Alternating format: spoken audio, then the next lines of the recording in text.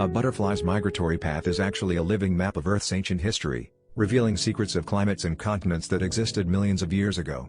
As these rare butterflies journey across vast distances, they trace routes that align with prehistoric land bridges and ancient forests, offering a glimpse into a time when dinosaurs roamed and the planet looked entirely different.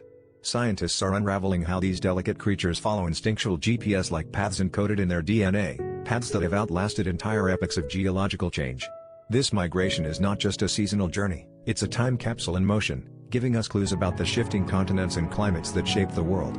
Imagine every flit of their wings as a page turning in Earth's vast history book, revealing chapters that have long been forgotten yet live on in the delicate, intricate pathways of these magnificent travelers.